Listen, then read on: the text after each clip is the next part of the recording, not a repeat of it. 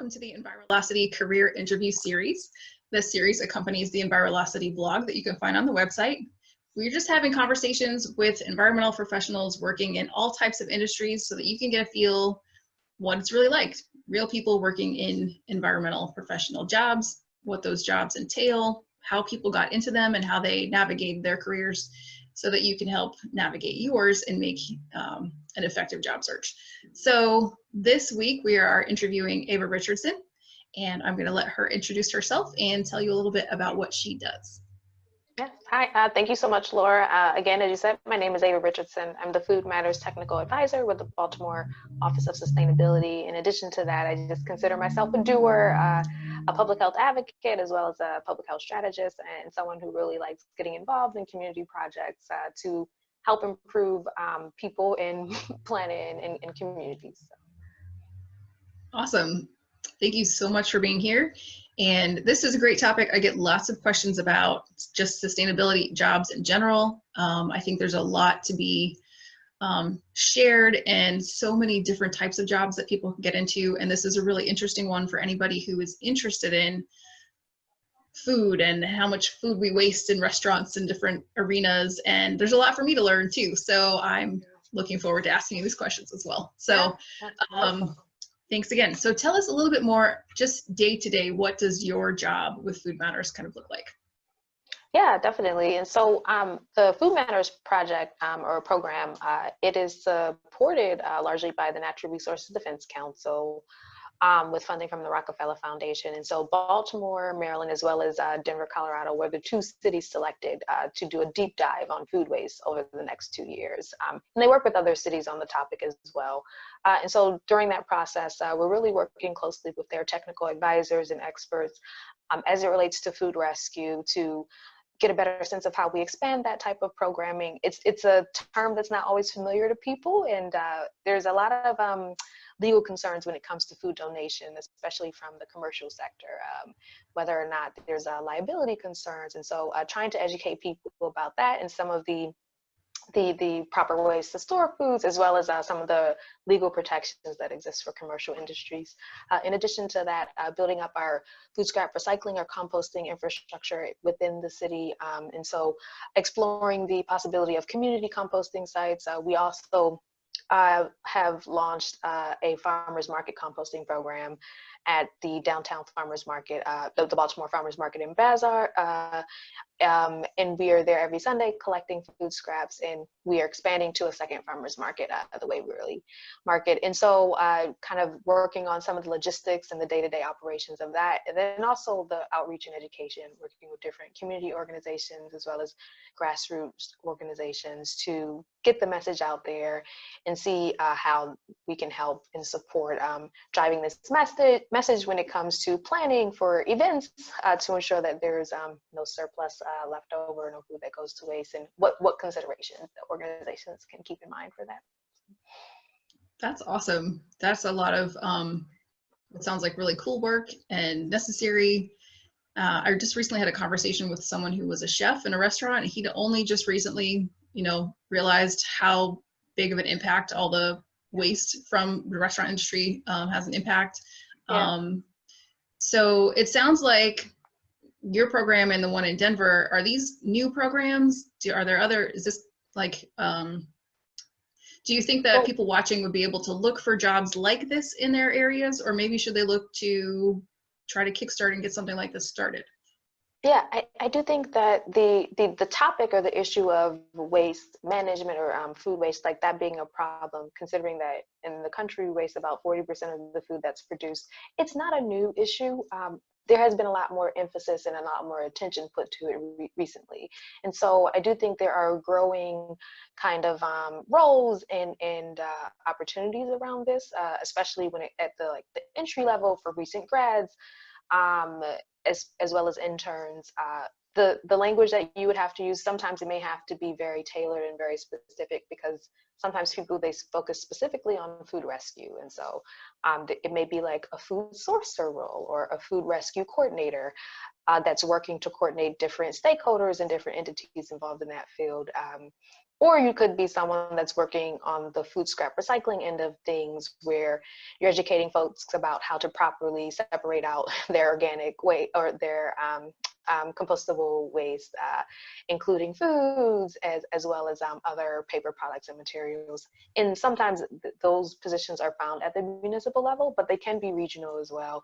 It can also be consulting agencies and firms that provide these types of roles. So it does take kind of knowing the language and using those key terms such as compost or rescue, or even food waste, if that's specifically something that someone's interested in. I sit within the Baltimore Office of Sustainability. And so again, looking at those local kind of entities, local and state, when it comes to offices of sustainability or environmental programs that may be local or very kind of like regionally focused. Okay, great. Thanks for throwing those search terms out there. You mentioned also the variety of different things that you're doing, and I heard everything from lawyer speak to to environmental education. And so what kind of skills do you think someone who's interested in this, especially at the entry level, should be trying to boost up or to have on their academic record if they're still in school? Yeah, I definitely think it just really takes kind of just a certain level of nimbleness when it comes to the different types of tasks that you'll engage in, and the different types of roles that you'll end up having to fill. And so on Sundays when we're collecting trash or, collecting people's food scraps from the market, I feel like I'm a trash woman, and I love it. But you're also engaging and speaking with people, educating them about how to properly compost and the considerations that they should take in when they're doing that at home. But oftentimes the day-to-day in the office, when we're talking about food rescue programming, you do kind of have to have an understanding of the local laws and policies in terms of what they say, and an understanding of what our local health department recommends for those processes. And so I think the skills, it really just takes a thirst and desire for knowledge and the patience to kind of sit down and learn and go through that information, and also just an adaptiveness, realizing that every day may be a little different. Some days you will be in an office writing reports or reading reports and trying to educate yourself about this emerging field, kind of like emerging topic. And other days it may be very hands-on. You may be at a bin build for composting, a 3-bin composting system. And so just kind of embracing that dynamic aspect. And I think just having, again, like someone that's a doer and someone that's really hands-on, I think that they'll thrive well in those types of positions. And just embracing the all the changes that come in any single day. So. Okay, thank you. And so let's turn more then to like how you actually got in the job. So I know that this probably was not where you thought you would end up, and I'm sure that you have lots of road ahead of you for different changes in your career, but how did you go from public health to where you are? Yeah, so I still consider myself very much as a public health practitioner, considering that, the kind of like the crux of public health is ensuring a clean environment, clean water, clean air, and sanitation. And so I do still consider myself very much a public health person, but I'm perhaps not working in the clinical or medical field, but public health, it often extends so much further beyond that. And so in terms of how I got involved in the field, after graduating from Morgan with my master's of public health, I actually ended up working in the field for a few years. And a lot of the work that we did, it was very community-based, community-focused. And oftentimes the conversations that we would have with people, they seem to have direct environmental considerations. And so when engaging with oftentimes marginalized populations or communities, there were constant complaints about the sanitation and littering and dumping in their communities. There were also concerns about the food environment, which at the time a lot of people was calling what was kind of framing as the built environment. And so when it came to like feeling safe enough to walk or run or, in your community, but also when it comes to food access, what is it that is actually accessible to you in terms of that food environment? Is it fast food? Is it carry out? Is it grocery stores or farmers markets? And how does that affect overall your lifestyle behaviors, as well as the diseases that you may be susceptible to? And so while a lot of my work focused on health inequities and health disparities, which are the differences in health outcomes as it relates to chronic conditions, so for example, diabetes and cardiovascular disease, while these kind of initially they may seem like they're directly tied and connected to nutritional patterns, and that is true, but in many ways they are connected to more food systems challenges and issues, Right. and environmental systems challenges and issues, because I think a lot of it is the result of not putting people and planet first, not considering health equity in some of our policies, as well as considering the environments that actually promote health and promote equitable health outcomes. And so more and more, I saw that it was really important to engage in this environmental topic. And the more and more I tried to engage, I realized there was a lack of diversity and representation in the field. I did not run into many women of color in the environmental field, particularly many African-American women. And so I really thought that when it came to the perspectives and the way some of these issues were framed, even though they're very relevant to a lot of low-income and marginalized communities, sometimes the framing and the language use wasn't very accessible. And so that really got me motivated and excited about getting more involved in the environmental field. Yep, that's awesome. And it's great to have someone like you with so much passion and connection to the community to be able to fill that position. Do you have other advice for maybe women or men of color in just navigating the environmental field? Because it is, there is a lack. So what can they do from your experience to get definitely. involved? And so I kind of stumbled upon this role by serving as a resident food equity advisor with the City of Baltimore. And I met some of the people that work in the Office of Sustainability that way. And so I think sometimes it's just kind of like being involved and showing up, because oftentimes the social networks that these positions operate in are very close knit, and so sometimes it's just kind of like breaking into those networks and getting to know folks in that realm, and being vigilant, staying aware, and staying involved and engaged. But I think also getting involved with some of the local grassroots movements and causes that we have going on, from kind of like some of the more smaller grassroots efforts to some of the larger environmental organizations. So not that I'm promoting any organization, but there are things like the Sierra Club or the Sunrise Movement that may focus on different demographic groups, that may focus on different age groups. There's also a lot of small environmental justice nonprofits in the city. And oftentimes they're looking for volunteers. They're looking for people to support their efforts. And even in our office, we look for volunteers to help out with our farmers market program. And so I think that gets you to better understand kind of what goes on in that person's day to day in terms of what types of activities and the kinds of challenges that they may face within their work, and whether or not it's a good fit for you and it's something that you really want to be doing. So. Right. Excellent advice. And advice I give to everyone as well. You have to network and get out there, and just, it really, it helped me a lot to figure out where I didn't want to spend my time, in places where I maybe thought that I did, and then was like, no, I don't think so. That's always probably better the best. It's better to figure that out on your time rather than someone else's payroll, I would say. Yes, I agree with that for sure. So that's great advice. And then building on that, one of the things I'm always asking is, how do you, what's your advice for networking? What's been, something that's worked well for you in networking, and how do you, what advice would you give for people to show up, or, who maybe, a lot of people are very shy about, that first foray into going out and volunteering or getting into a group like Sierra Club, or, for example?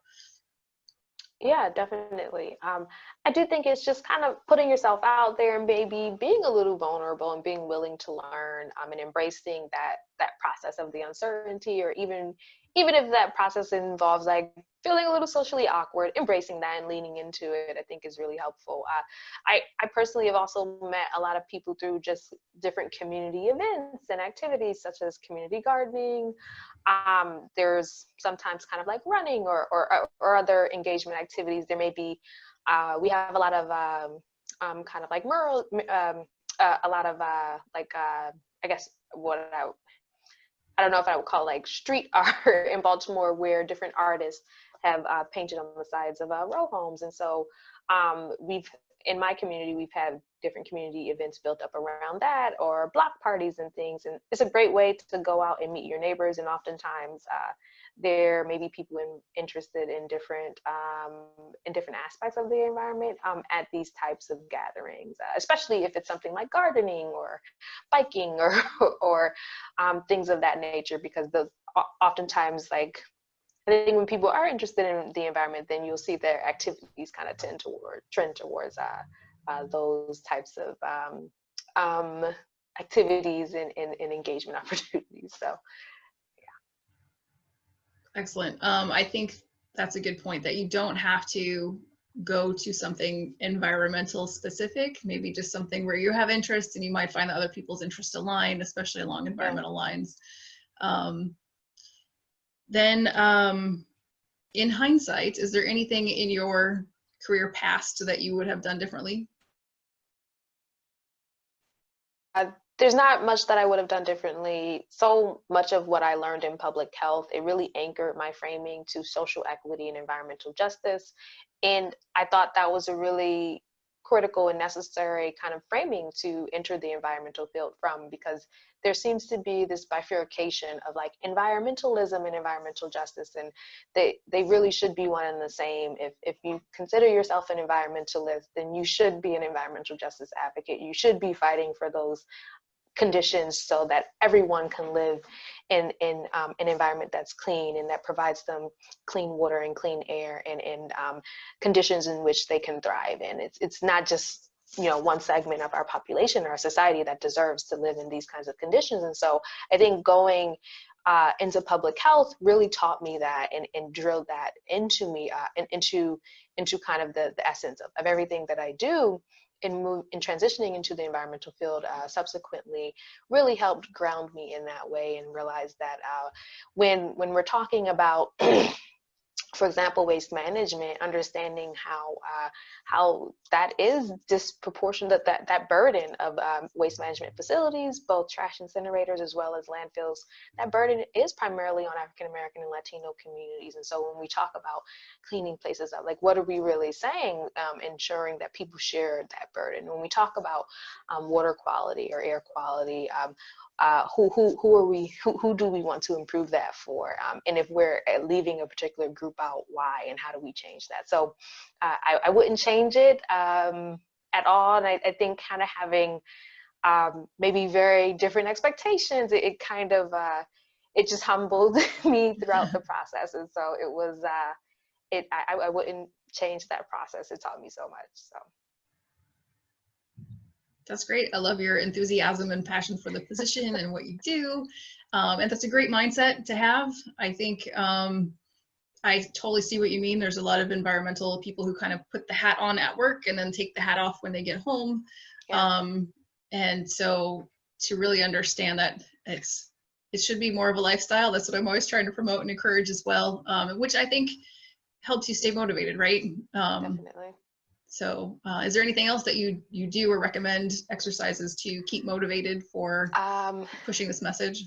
Yeah, I think just staying abreast of like the recent happenings and recent updates and things, just to keep ourselves educated and knowledgeable and aware, and always challenging our own assumptions, because, you know, sometimes there may be a new solution that is branded as like green and sustainable, and then we learn that it was oftentimes, you know, the result of false advertisement or greenwashing. And so I'm just really staying tuned to the details, and constantly realizing that we're learning a lot of new things within this field of the kind of just like environmental sustainability, especially when it comes to post-consumer waste and new products that are coming out every day. And so just constantly questioning what we're seeing and doing our research, as well as being really cognizant and critical about like the changes that we make in our lives, and how that relates to the systemic changes that we want to see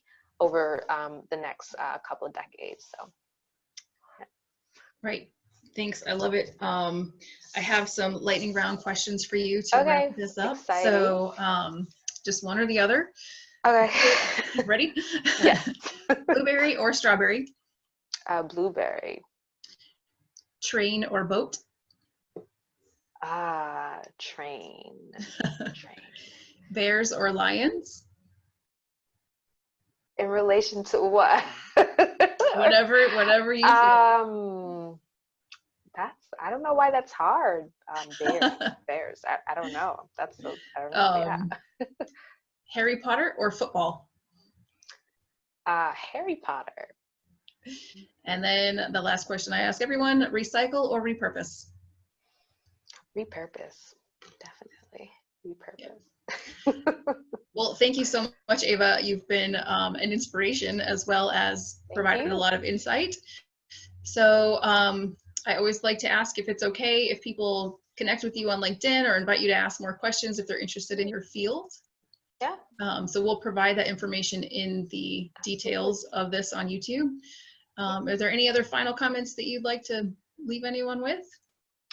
Yeah, I like to end sometimes with just like the 5 R's of zero waste, which are refuse. And I think as we're all consumers, sometimes we forget like how consumer patterns kind of contribute to so much of the waste that we see in society. So refuse, repurpose, reuse, recycle, and rot, which is synonymous to composting or kind of engaging in that decomposition process for organic material. And so just something to keep in mind, something I try to keep in mind. And that doesn't mean that we're perfect or, you know, that we do these things all the time.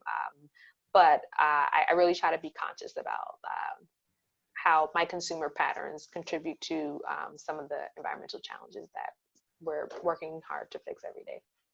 Awesome. We've just started rotting in our house, so wonderful. can be happy about that. Nice. So we'll also post the 5 R's in the description, so you can get started with those as well. And thanks everyone for tuning in, if you did turn in. And again, if you didn't, follow us on the YouTube channel.